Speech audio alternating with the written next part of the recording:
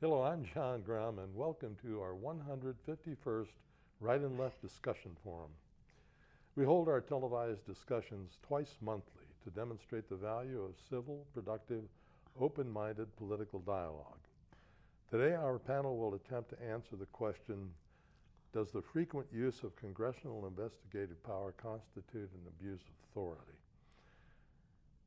Today's topic involves what appears to be an excessive use of the investigative power of Congress. Many believe that Congress is using its power for political purposes rather than legitimate oversight.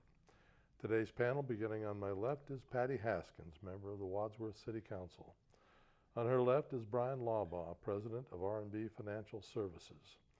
On his left is Dr. Ronald Chamberlin, retired senior research chemist. And last but not least, Joe Gaines, of the faculty at the University of Akron. Patty, in the last 11 years, the U.S. Congress has launched 25 investigations into the conduct of the administrative branch of our government. Do you suspect that some of these investigations were conducted for purely political purposes? Well, first of all, we have to recognize the fact that it is the job of Congress to have oversight upon the executive branch of our government. So from that standpoint, it is their obligation to, when they feel something is done incorrectly, or they just simply want to find out facts, to or they oversee just simply that. want to Oversee that. Yeah. I think there are many congressional investigations which are done in a bipartisan manner and with good purpose. Yes. Whether it be just the recent the 9/11 congressional hearings when Jon Stewart spoke before them. Important. He's unfortunately had to do it every year. Fortunately, that now has been passed, and that issue has been resolved. Are there politicians who use congressional hearings with a political motive in mind? Yes, absolutely. Do I think that is their only motive? No. I think that in many cases, I shouldn't say no, never, because I'm sure there is someone who's just out there to absolutely mess with the other side and bring up a hearing for whatever reason. But I do think that in some cases it's their ideology and how they feel about a particular issue that they bring it forth as an issue. It does become a bit skewed because dependent upon who is the chair of that congressional committee is going to determine what issues get brought forth for hearings. So if it is a Republican Congress or Senate, if it is a Democratic House or Senate, you are going to see more issues brought up in their favor than in the other. So from that sense, it is political, and it's gotten to the point, if you're not the party in power, your issues will not be brought up for any type of hearing or any type of vote. And that is quite logical. I mean, just last evening, there was votes presented by the Democrats in the Senate to investigate and to curtail or prevent, hopefully, interference in our election system by the Russians. And Mitch McConnell decided he didn't want to even bring that to a vote. So do I think there was political reasoning behind that? Yes. I'm sure he had some sort of reason why, although the person that actually blocked it, the female senator from, I believe she was from here, I won't say the state because I can't remember, would not say why she blocked this. Was this some kind of a bill that would actually be effective in keeping the Russians from interfering? Yes, it's would it really? There were two, and the one actually dealt with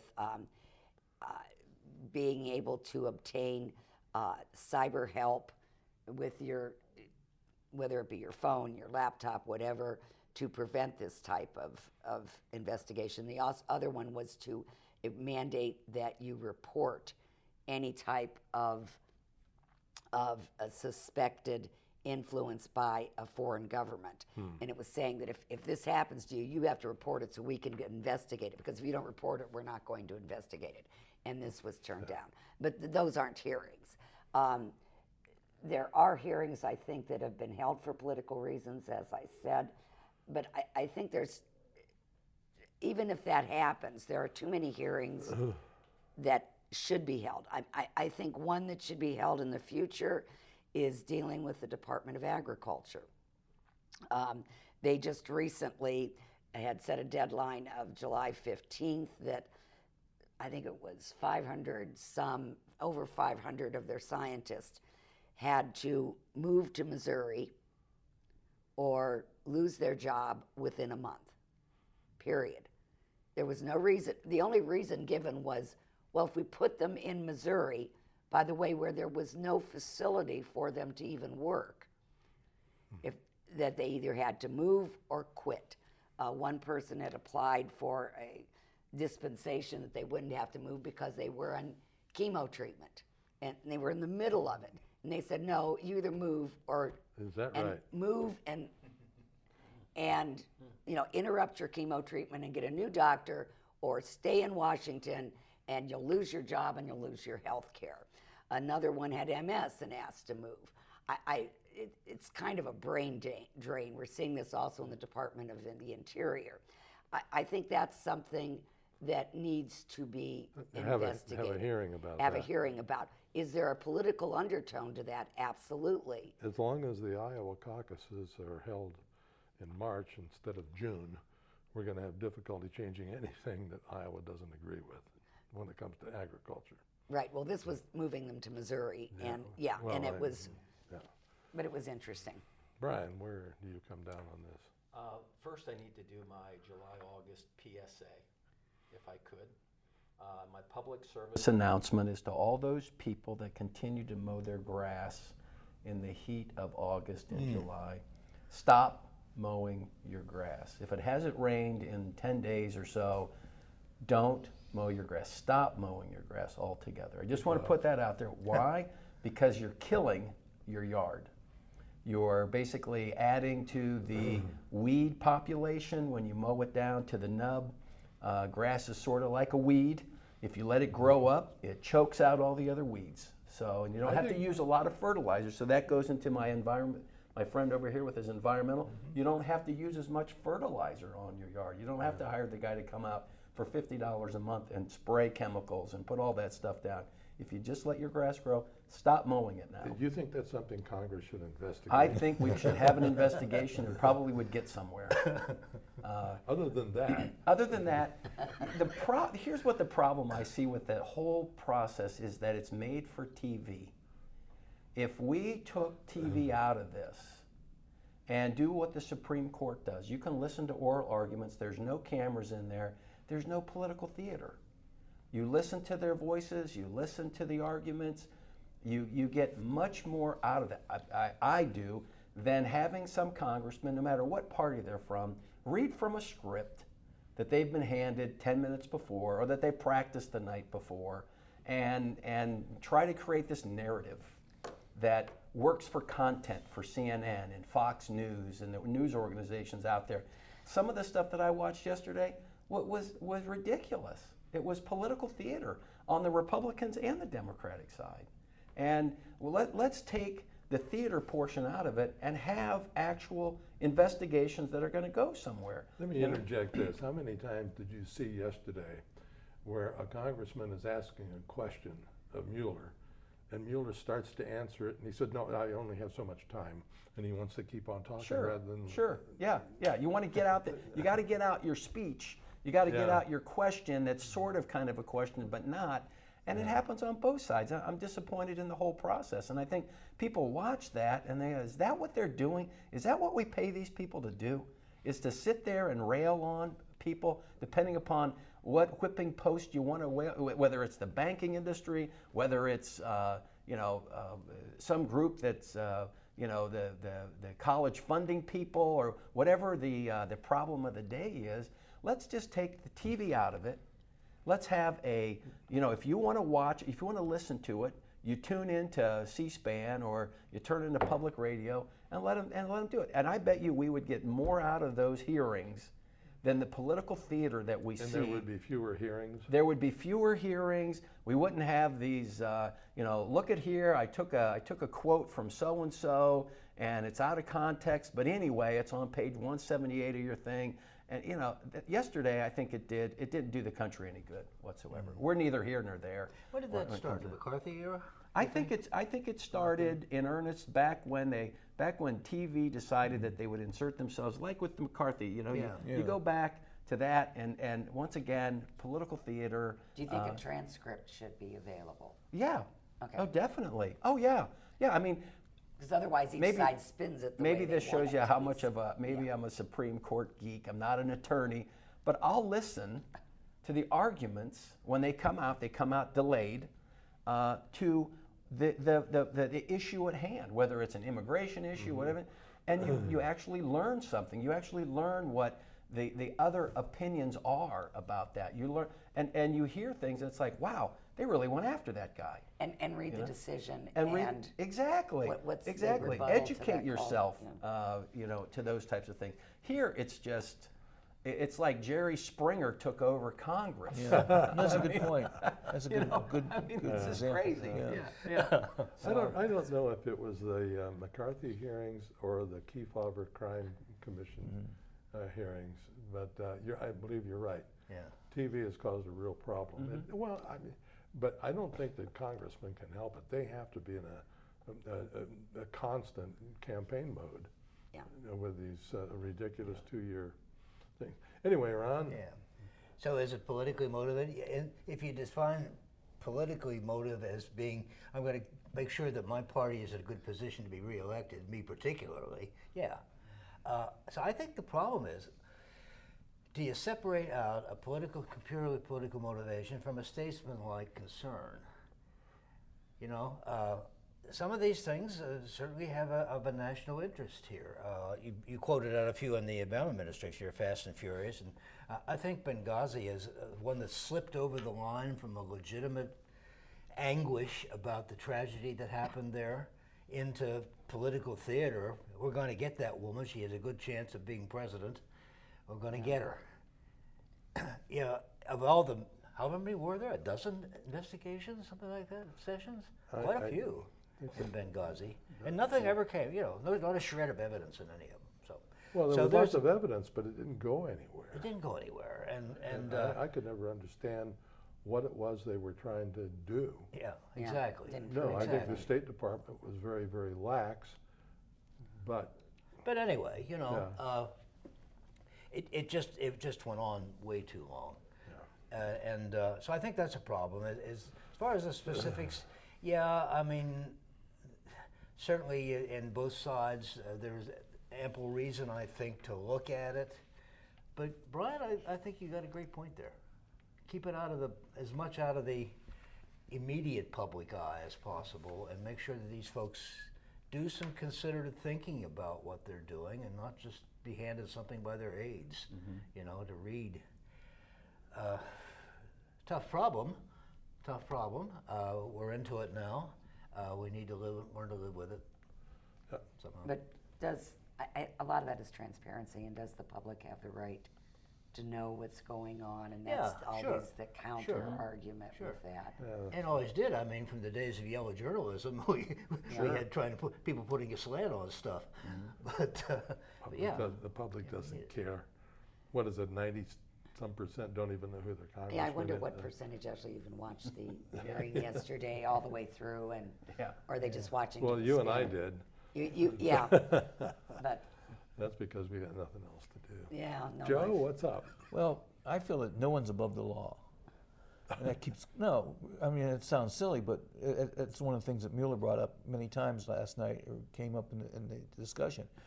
And the investigations are to find out who is breaking the law, or in many cases, who is twisting the laws, changing them. And I think, in the situation we have right now with the president, he has done that a lot.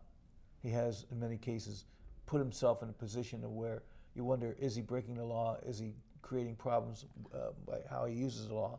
I agree, there is a theatrical effect by Congress.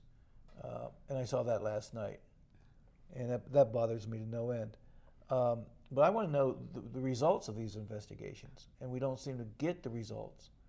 You know, what happens after the investigation's over, or you know, what do they accumulate in information, and how do they get it to us? But it worries me in many cases that, and I'm concerned about that. What we're doing is we're allowing people to break the laws, and Congress, I think, is obligated to find that out and to figure out what's going on. And investigation is probably the best way to do it. So you'd say anytime there is a legitimate concern, that's an adequate justification to launch some sort of investigation. But it does become theatrical after a while. It becomes dramatic. It becomes like, you know, political. And I agree. Democrats and Republicans are both guilty of it. I mean, I saw that last night too. There is going to be a report coming out, and they keep changing the date, but I think it's probably in about a month now from the Inspector General, Right. on how the investigation, the Mueller investigation, actually got started in the first place. Yeah. And there are a lot of questions about the legality of the, what's the name of The FISA reports. the FISA even launching an investigation and having, but let me ask you this. Do you think it's a worthwhile investigation then for Congress to investigate the investigators? Personally, I don't think so. I think they know how it started. We've heard a lot of twisted information. If I'm wrong, it will come out of this Inspector General's report. And you think that ought to be the end of it? There has to be an end point. Eventually. There has to be. Eventually. There has to be. There an has to end be to it. something. There has to be and, something that everyone agrees upon, and that's what they threw Mueller in there for, was because he was beyond reproach. You know, we heard this, you know, his history and all the stuff he did, and we will accept whatever he says it was, and then you get the report, and it's like, no, sorry, that's not what the answer we were looking for. As long as it agrees with us, we're going to accept it. Yeah, and whatever, however that falls, you have to accept it. There has to be an arbiter that says, guys, this is the end point. Another point, like they have these subcommittees. They throw them on TV. You get people, and they talk about the immigration system. I'm the first to admit there's been problems in the immigration system for 20 years. But when you start saying what I believe are incendiary remarks, that we're operating concentration camps, that Throwing these people kids in cages. throwing kids in cages, all that kind of stuff. These places have been there for a long time, okay? And they're being flooded by people that are being told that if they come to the border and they say that they want asylum, you know, there are rules about how that happens. And it doesn't do the country any good. If Congress wants to change the law, they have the power to change the law. But don't put these people like DHS and Customs and all those people in the crosshairs, because they're doing their job. When you have a congressperson who is talking about children drinking out of toilets and being kept in cages and all of that, and when it's just simply not true. Now, why do you say it's not true? I've heard that. I have heard a lot of documentation that it was said. In one And sentence. then somebody else says, oh no, that's not true. Based on what? Just because? How about this? In one sentence, Ocasio-Cortez said they're denied water and forced to drink out of toilets. Well, Where that's in the not world does the precisely, water but that come was from? the essence of what she said. Yeah. But that was told to her and a number of people, and it was backed up. And the problem. And then We have sort of a language issue here, because the picture that I saw of the toilet was the same type of fixture that's used in most of our jails and in most of our prisons. There's a toilet and a sink, and if you point to it and say, I got a drink out of that, it's a toilet. Yes, it is, but there's also a sink there. Okay, so I think there's some and excuse me, Brian, but you're saying children. I'm sorry, I should never interrupt, But these are children. I know, but and you just said that they're in a situation where it's like a prison but or a we jail. have That's a concern. but we use the same fixture. Those fixtures have been there for 15 years. Let Doesn't me make give you them right, another though. point about this. You know, people talk about crisis. Well, crisis is like Katrina, where we can't get supplies there. We don't have a crisis here. We have a supply problem. Exactly. And we don't have the political will to bring that to pass. We could get people in there. We could get food. We could get water. We could get housing. We could bring it there. We have the capability as a country to do that. But our we lack the political will to do our it. system is not designed to take in 50,000 people a month. Why do you think it's increased so much during The crisis is in Honduras and asking. Guatemala. If you believe part of the story is that people are being told that if they come to the United States with a child, and this is what the gentleman, the past DHS guy, testified to under oath, that they're being told in these countries if they come with a child, and we've seen a explosion in people bringing children and children coming to the border by themselves. Mr. Obama even said, if you come to the border, if you're sending your kids, we're going to send them home. And so they're being told down in these countries, take your kids up to the border, you'll get in. See, why did it spike though during the Trump administration? Because the Democrats were talking about free health care for all But they had illegal. been talking about that for a long time. We We're don't really live off on the a topic. we don't live on a I know. border state, but we've had this issue for many, many years.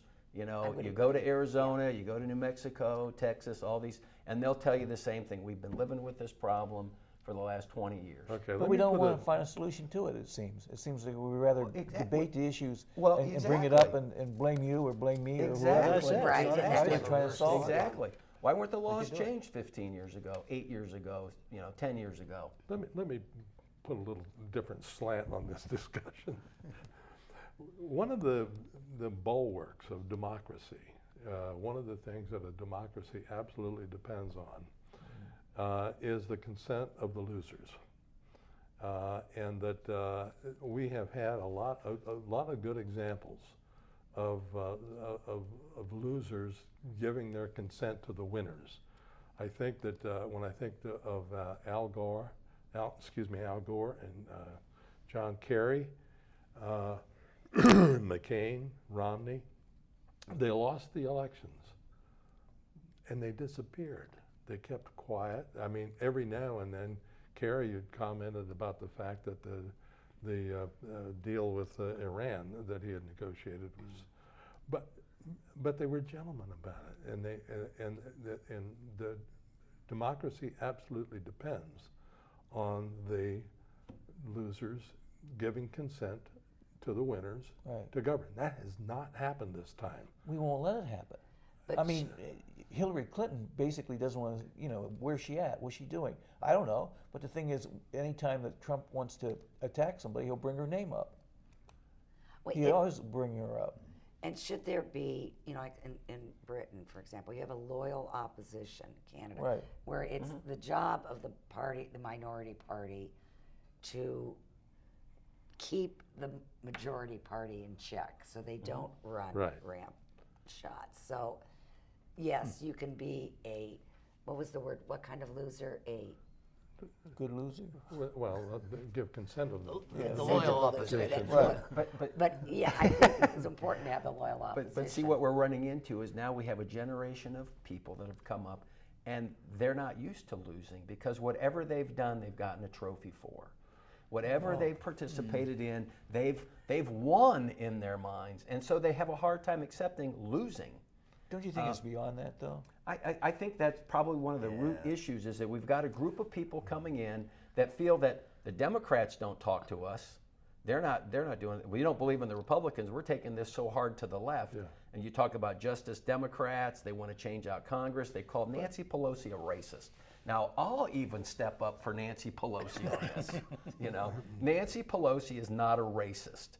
And the fact that the four horsewomen of the apocalypse have decided that anybody that has a different opinion is now a racist.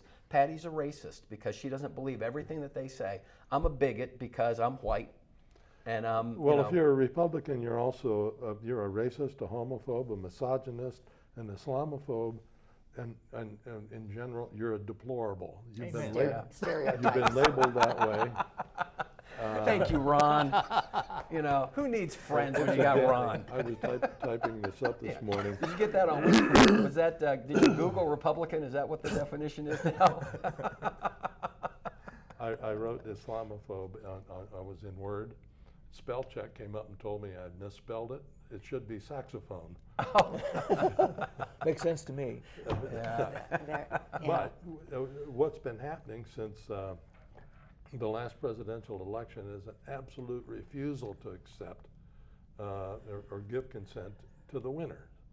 And it started, I think it even started before the election, but it is something that needs to be brought back. And truly, that's on both sides, because you have it as the president for the Republicans, but as you have in the House of the 2018 election, definitely went to the Democrats. And there is a refusal on the Republican side to accept You know what's that the really Democrats scary? won the House. In 33 seconds, I'll tell you what's really scary to me is Trump and the Congress winning. Excuse me, I have to say that. I got 20 seconds to say it properly. That Trump would win the presidency and the Republicans would take control of the House. I think that is going to, based on what we've seen in the last 3.5 years, that is going to be a horrible, horrible situation in this country. I mean, there are people that just will not accept it, just will not. And there will be no checks or balances upon You them also as have the well. right as an American not to accept these things, to voice your opinion, to disagree. I think you've got a responsibility I to accept agree with losing. that. Yeah. Okay, thank you very much, folks.